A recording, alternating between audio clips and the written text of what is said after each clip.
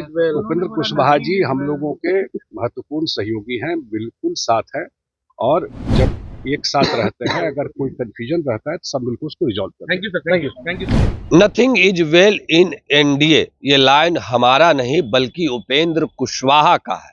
देखिए, बिहार में विधानसभा के चुनाव होने हैं। चुनाव को लेकर तमाम दल के लोग तैयारी में जुटे हुए हैं, पर उपेंद्र कुशवाहा कल देर रात ये बात कहते हैं कि एनडीए में सब कुछ ठीक ठाक नहीं है। देखिए, उपेंद्र कुशवाहा को सुबह सुबह पटना से दिल्ली बुला लिया गया है। जब सवाल संजय झा से किया गया तो संजय झा ने बड़ा बयान दे दिया। देखिए, क्या एनडीए में सब ठीक ठाक है? ये सवाल लगातार उठ रहे हैं। चिराग पासवान हो, उपेंद्र कुशवाहा हो, जीतन राम मांझी हो, देखिए सीटों का फॉर्मूला तो तय हो गया है कि कौन से दल के लोग कितने सीटों पर चुनाव लड़ेंगे, पर अब तक ये घोषणा नहीं हुआ है कि कौन से सीट पर किस दल के लोग उम्मीदवार उतारेंगे। इसको लेकर अब लगातार एनडीए गठबंधन में खटास पैदा हो रहा है। देखिए, जब सवाल उपेंद्र कुशवाहा को लेकर जेडीयू के कार्यकारी अध्यक्ष संजय झा से किया गया तो उन्होंने बड़ा बयान दे दिया। सबसे पहले हम आपको वो पूरा बयान सुनवाएंगे कि सवाल जब उपेंद्र कुशवाहा पर पूछा गया तो संजय झा क्या कुछ कह रहे हैं। नीतीश जी के नेतृत्व में पूरा एनडीए एक है। आप लोगों ने भी देखा, पूरे बिहार में 243 विधानसभा में एनडीए सम्मेलन हुआ, पांचों पार्टी के लोग गए।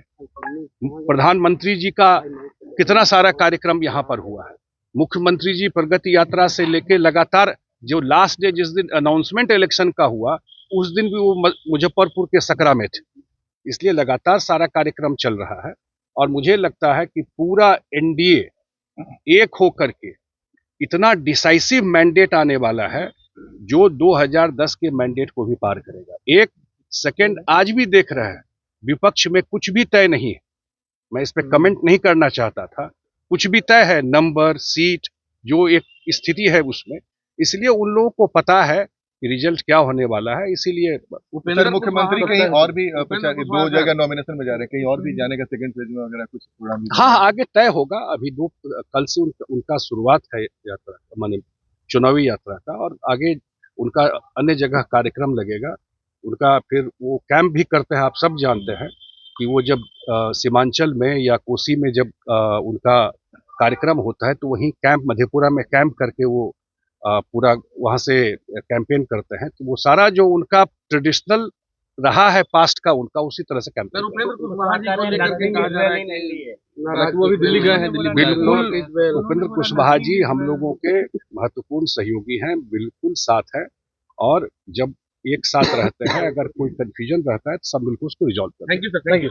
तो अभी आपने सुना किस तरीके से उपेंद्र कुशवाहा के सवाल पर जेडीयू के कार्यकारी अध्यक्ष संजय झा ने अपनी बातों को रखा है। वो तमाम बयान हमने आपको सुनवाया है। देखिए, कह रहे हैं कोई नाराजगी नहीं है, पर उपेंद्र कुशवाहा कल देर रात किस तरीके से अपनी बातों को रख रहे थे।